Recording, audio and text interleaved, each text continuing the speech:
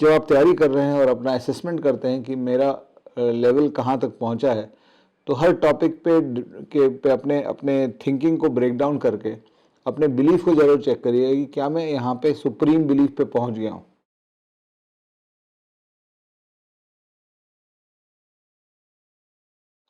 Hello friends, welcome back to the course How to Become a Super Successful Student and I hope you enjoyed this course। मुझे आशा है आपको ये course पसंद आया होगा और काफ़ी टूल्स आपको मिले होंगे अपने आप को कन्वर्ट करने के लिए एक सुपर सक्सेसफुल स्टूडेंट के लिए की तरह।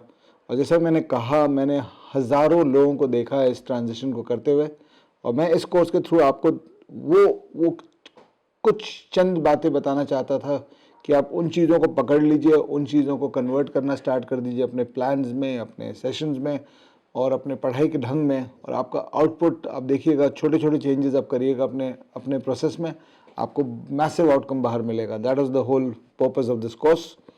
तो आज के सेशन में I am going to take leave from you from this program at least, और मैं अगले कोर्सेज में जाऊंगा अगले सेशंस के साथ इस चैनल पे। लेकिन मुझे 3-4 मैसेज आपको देने हैं before we wind up, which is what the gist of this session is. और वो मैसेजेस, सबसे पहला बिलीफ के बारे में बात किया था मैंने आपसे सेकंड एपिसोड में।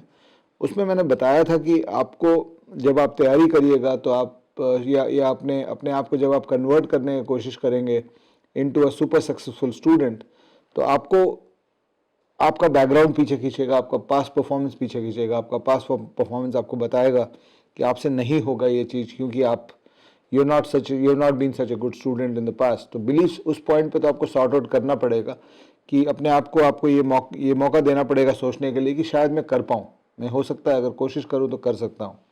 तो एक पार्ट तो ये हो जाएगा उसका। लेकिन बिलीव्स का एक सेकंड पार्ट भी होता है जब आप किसी एग्ज़ाम के लिए तैयारी करते हैं, और वो सेकंड पार्ट जो होता है बिलीव्स का, वो बहुत बहुत क्रिटिकल होता है।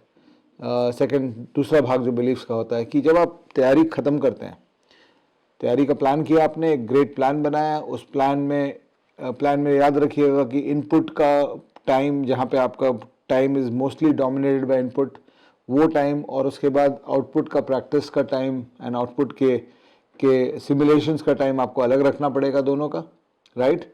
और इंश्योर करना पड़ेगा कि एग्ज़ाम के डे के जिस दिन आपको इम्तिहान देना है, जिस एग्ज़ाम के लिए आप तैयारी कर रहे हैं, उसे कम से कम 3-4 महीने पहले आपका मेजॉरिटी ऑफ द इनपुट ख़त्म हो जाना चाहिए। और फिर आउटपुट की प्रैक्टिस जब आप करते हैं तो आपका एक पॉइंट आता है जब आप करना शुरू करते हैं जहाँ पे आपको बिलीफ परफेक्ट हो जाता है। ये बहुत ज़रूरी है उस पॉइंट तक पहुँचना। अगर आप अपने तैयारी को उस पॉइंट तक नहीं पहुँचा पाएंगे जहाँ पे आपका विश्वास है अपने सब्जेक्ट्स के कमांड पे, अपने आंसर लिखने या सवाल को हल करने की कैपेसिटी पे, तब तक एग्ज़ाम आपको अंदर से चूर चूर कर देगा अपने प्रेशर डाल के। तो एक चीज़ ये ध्यान ज़रूर रखिएगा कि आप जब आप तैयारी कर रहे हैं और अपना असेसमेंट करते हैं कि मेरा लेवल कहाँ तक पहुँचा है, तो हर टॉपिक पे अपने अपने थिंकिंग को ब्रेक डाउन करके अपने बिलीफ को ज़रूर चेक करिए कि क्या मैं यहाँ पे सुप्रीम बिलीफ पे पहुँच गया हूँ। क्योंकि जो टॉपर स्टूडेंट्स होते हैं, जो सुपर सक्सेसफुल स्टूडेंट्स होते हैं, वो वहाँ तक पहुँच के एग्ज़ाम देते हैं। और अगर आप वहाँ पे नहीं हैं, आप उस अपने बिलीफ पॉइंट या कंप्लीट सुप्रीम बिलीफ पॉइंट के पहले हैं, तो एग्ज़ाम के प्रेशर के अंदर आप आउटपुट नहीं दे पाएंगे। ये लाखों लोगों के साथ हर साल होता है, और आपको अपने प्रिपरेशन के थ्रू उस चीज़ को हराना पड़ेगा, और हर टॉपिक को, हर सब्जेक्ट को सुप्रीम बिलीफ तक आपको ले जाने की प्रैक्टिस और क्षमता रखनी पड़ेगी, या उस पॉइंट तक ले जाने, अपनी क्षमता को ले जाने की कब प्रैक्टिस इंश्योर करना पड़ेगा। और ये मतलब इसमें बार बार मैं यही कर रहा हूँ, इसमें कोई हिडन रॉकेट साइंस नहीं है कि कैसे होता है ये।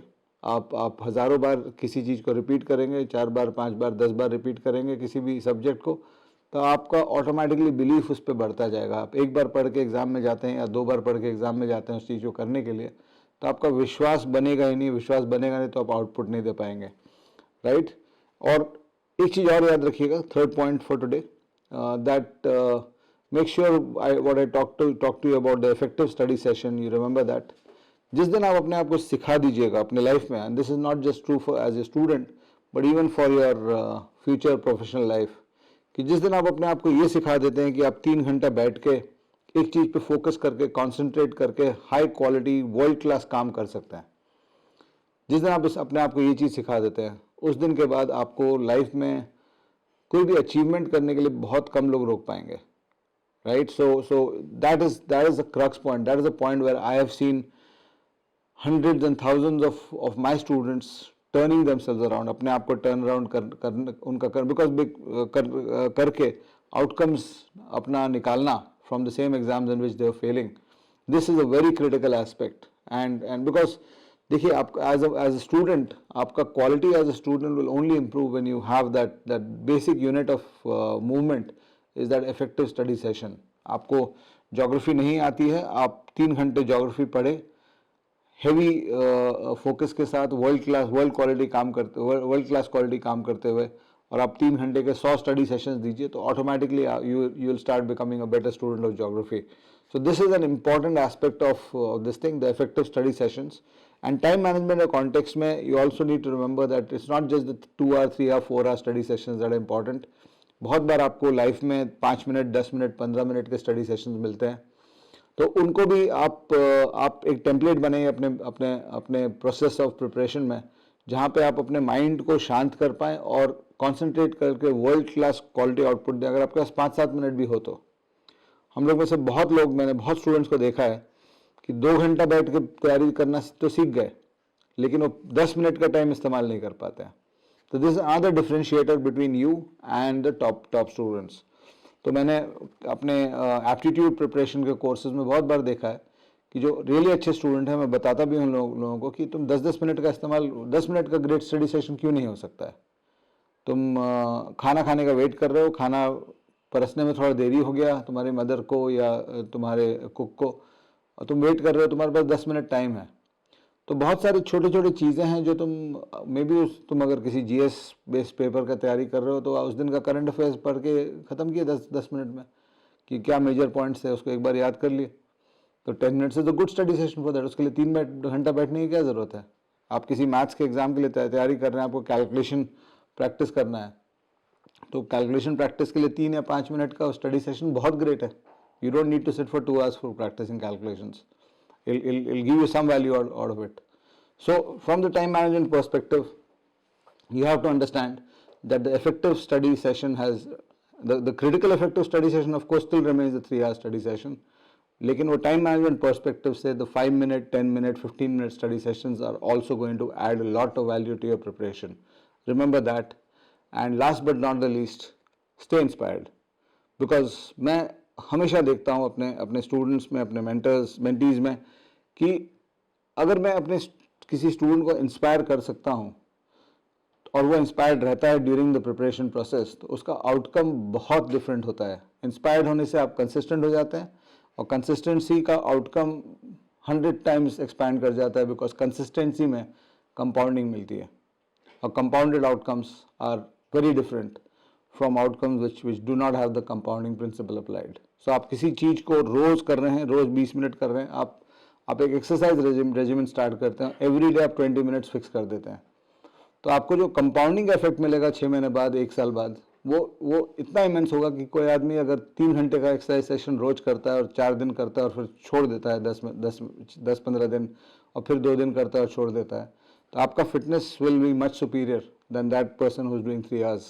अ day and not doing it consistently.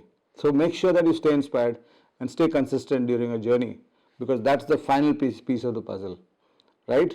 And I hope you will use these tools and bring back some great stories, so that I can feature these stories in my future YouTube videos and my future discussions with future viewers of this channel. आप लोग इस channel के initial viewers हैं, तो I hope आप लोग इसको support करिएगा और मुझे स्टोरीज बना के दीजिएगा जिसके बारे में बात कर पाऊँ. Thank you so much. I would love to hear from all of you what you heard, what you learned from this, and how you're utilizing it. And if you want, we'll keep coming back with some booster parts of this. आप मेरे को suggest भी कर सकते हैं कि क्या boosters चाहिए आपको यहाँ इस course में, and I would be glad to do it for you. Thank you so much. Bye bye.